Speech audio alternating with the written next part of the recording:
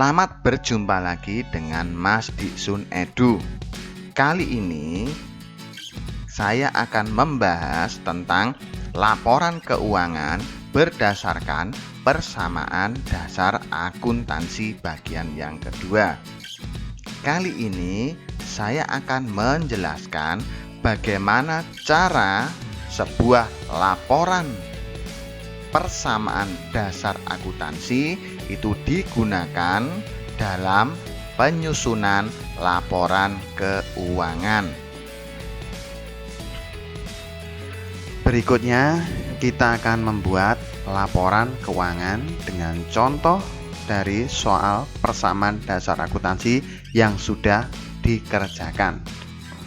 Kita lihat di sini ada laporan persamaan dasar akuntansi oleh Bengkel Sejahtera periodenya 31 Januari 2020.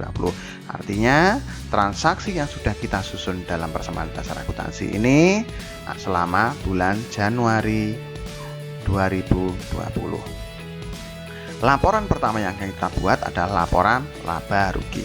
Kita lihat dulu bentuk dari laporan laba rugi. Nah, kita lihat di sini. Laporan laba rugi bentuk secara sederhana seperti ini. Pertama, jelas kita tulis identitas usaha yang akan kita laporkan, nama usaha, laporan yang akan kita laporkan serta periodenya. Nah, di laporan laba rugi ini kita masukkan ada pendapatan dan juga ada beban. Kita lihat dari soal persamaan dasar akuntansi ini berapa pendapatan dan berapa beban yang terjadi dalam persamaan dasar akuntansi di Bengkel Sejahtera.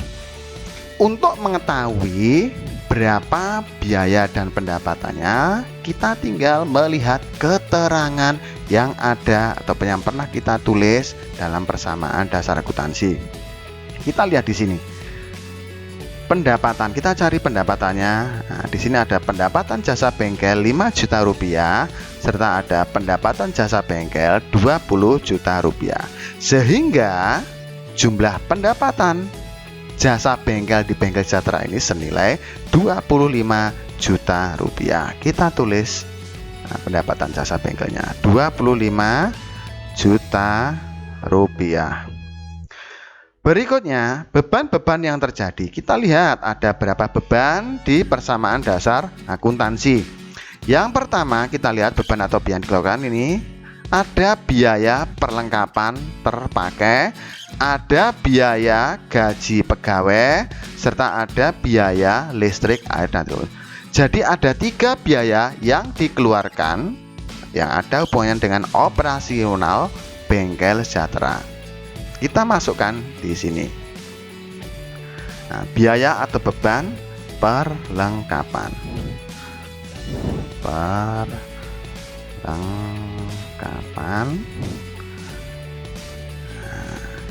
Senilai tadi 4 juta rupiah. Kemudian ada biaya gaji pegawai senilai 1 juta rupiah. Kemudian tadi ada biaya atau beban listrik, air, dan telepon. Listrik, air, telepon senilai 1,5 juta rupiah. Nah, dari sini kita bisa total jumlah beban yang dialami oleh Bengkel Sejahtera tadi, yaitu kalau kita total senilai 6.500.000 rupiah. Sehingga karena pendapatan lebih besar daripada beban, maka Bengkel Sejahtera ini mengalami laba. Senilai kita tinggal mengurangkan 25 juta rupiah dikurangi 6.500.000 rupiah, maka tinggal Rp18.500.000. Nah, jadi di Bengkel Sejahtera ini telah terjadi laporan laba rugi yang terjadi. Laba bersih usaha di Bengkel Sejahtera ini sebesar Rp18.500.000. Laporan berikutnya yaitu kita akan membuat laporan perubahan modal dari persamaan dasar akuntansi yang sudah kita susun di Bengkel Sejahtera ini. Kita lihat bentuk laporan perubahan modal. Nah, di laporan perubahan modal, seperti laporan sebelumnya, kita harus tulis dulu identitas dari perusahaan. Ada Bengkel Sejahtera, kemudian apa yang dilaporkan laporan perubahan modal, kemudian kapan laporan ini kita laporkan, per 31 Januari 2020. Nah, komponen yang ada dalam laporan perubahan modal ini ada modal awal, ada laba bersih, dan ada private. Nah, kita lihat di persamaan dasar akuntansi tadi. Modal awal, kita lihat di sini modal ketika mendirikan usaha itu ada 100 juta rupiah.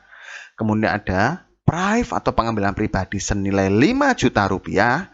Kemudian ada komponen laba rugi yang bisa kita lihat dari laporan laba rugi ini 18.500.000. Kita masukkan ke dalam laporan perubahan modal. Modal awal tadi senilai 100 juta rupiah.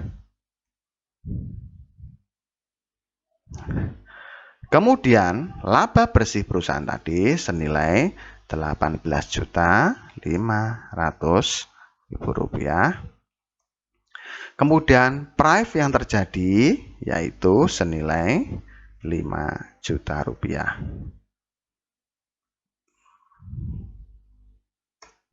Nah,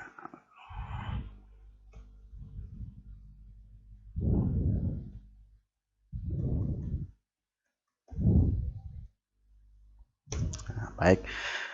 Kita lihat di sini, dari hasil ini bisa kita peroleh bahwasanya laba bersih dikurangi dengan private itu hasilnya masih positif, sehingga nanti akan terjadi penambahan modal senilai, kita lihat 18.500.000 dikurangi 5 juta rupiah nanti akan menghasilkan 13.500.000 rupiah. Nah, sehingga karena terjadi penambahan modal, modal akhir perusahaan akan bertambah senilai 113.500.000 rupiah. Nah, kita lihat. Nah, 113.500.000 rupiah ini berasal dari modal awal 100 juta akan ditambah dengan penambahan modal tadi senilai 13.500.000 rupiah menghasilkan 113.500.000 rupiah. Kita lihat di persamaan dasar akuntansi, apakah modal akhirnya nilainya sama 113.500.000 rupiah. Kita lihat. Nah, di sini modal akhir setelah ada kegiatan juga senilai 113.500.000 rupiah. Sehingga laporan ini adalah benar adanya. Berikutnya kita akan menyusun neraca dari persamaan dasar akuntansi berikut ini. Nah, untuk menyusun sebuah neraca kita harus tahu berapakah harta, utang, dan modal yang terjadi dalam perusahaan ini. Kita lihat bentuk neraca yang diharapkan. Kita lihat di sini. Nah, seperti biasanya, untuk menyusun sebuah laporan keuangan kita tulis dulu KOP-nya ada di atas, nama usaha, apa yang dilaporkan, dan periode laporan itu disusun. Kita lihat aset atau harta. Nah, terdiri dari kita lihat di persamaan dasar akuntansi. Nah, hartanya ada kas, piutang, perlengkapan, dan peralatan. Kita tulis di sana. Ada kas, kita lihat nilai kasnya terakhir 87.500.000 rupiah. Kita tulis di sini. Berarti ada 87.500.000 rupiah. Kemudian ada piutang. Nah, karena di sana hanya tertulis piutang, kita tulis saja piutang aja. Piutang senilai, kita lihat piutang 10 juta rupiah.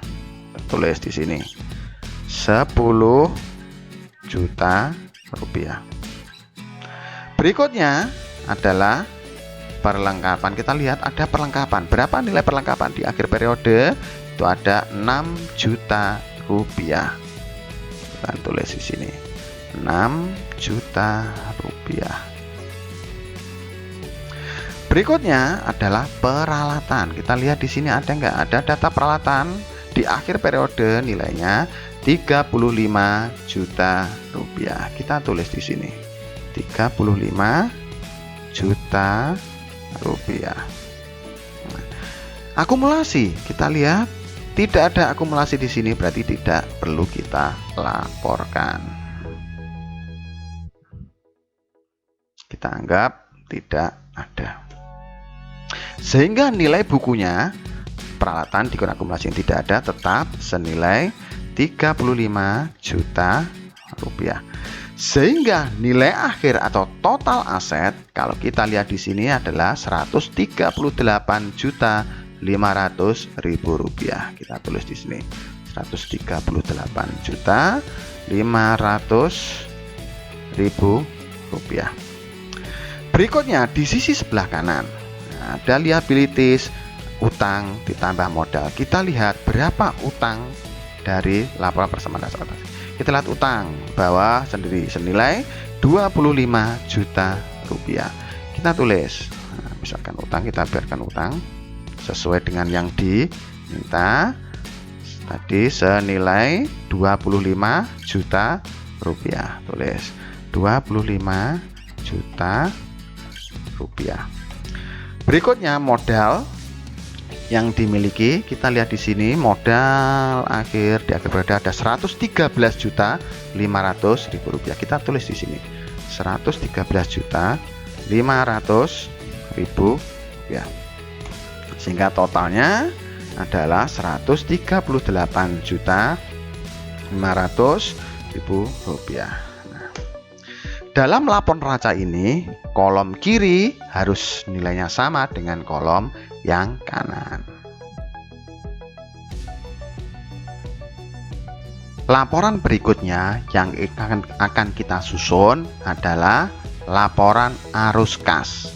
Nah, untuk laporan arus kas, kita akan melaporkan hanya kegiatan yang ada di dalam akun kas saja, baik itu uang yang masuk ataupun uang yang keluar. Sehingga nanti akan kita bisa ketahui berapa uang kas yang masih dimiliki oleh perusahaan di akhir periode. Kita lihat bentuk kolom laporan arus kas. Nah, seperti laporan-laporan sebelumnya, kita beri identitas dulu dari apa nama perusahaannya, apa yang dilaporkan, serta periodenya kapan. Ini sudah. Berikutnya akan kita laporkan ada 3 kategori. Yang pertama, arus kas dari aktivitas usaha.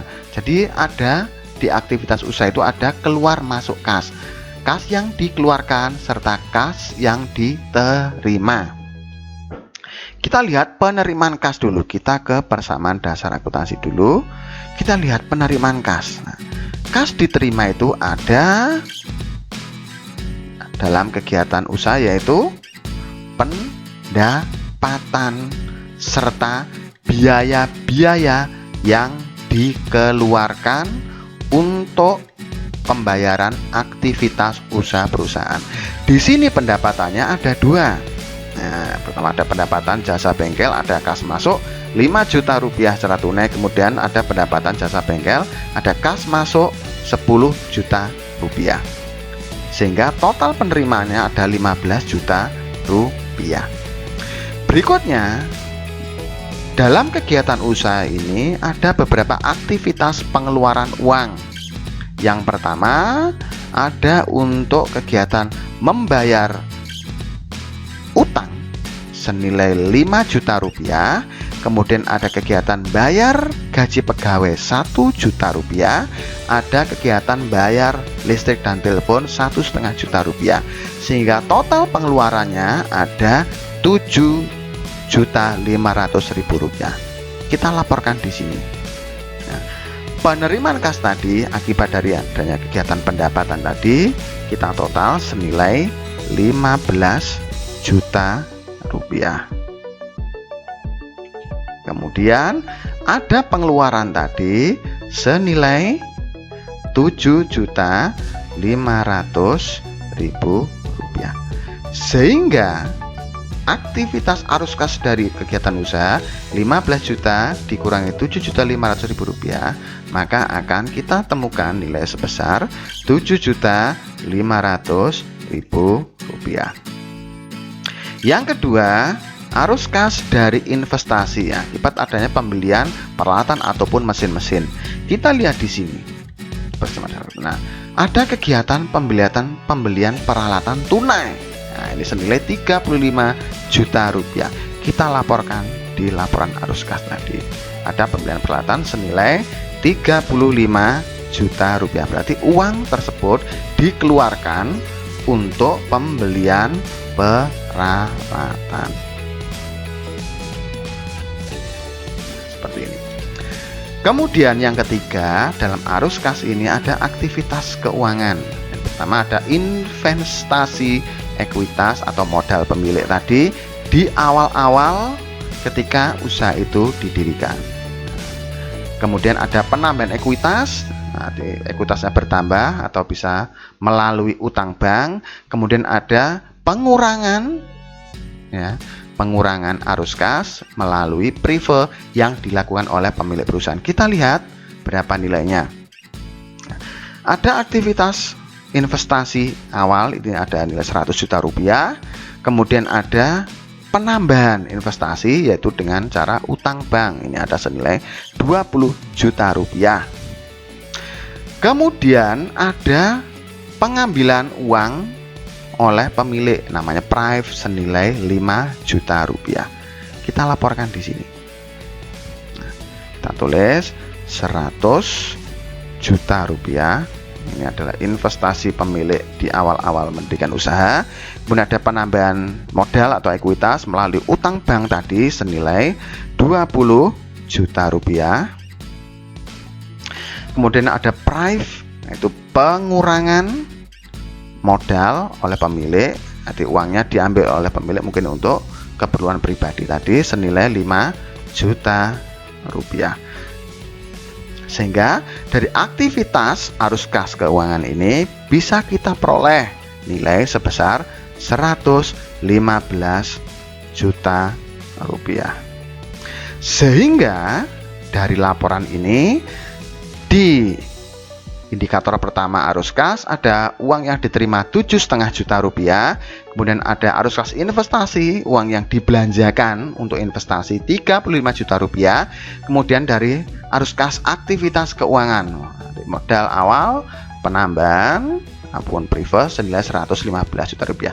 Sehingga ini kita jumlahkan semua, 7 juta dikurangi karena ada uang keluar 35 juta, kemudian ada uang masuk tadi 115 juta, sehingga menghasilkan nilai kenaikan arus kas bersih kita senilai 87.500.000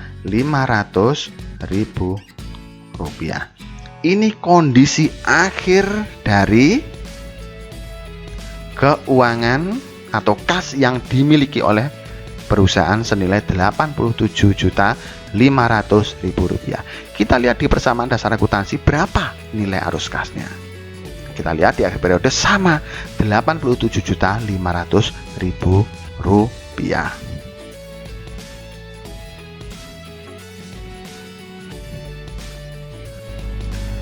Demikian apa yang bisa saya sampaikan. Semoga penjelasan tadi bisa bermanfaat dan bisa menambah pencerahan dan wawasan bagaimana cara menyusun laporan keuangan persamaan dasar akuntansi. Terima kasih.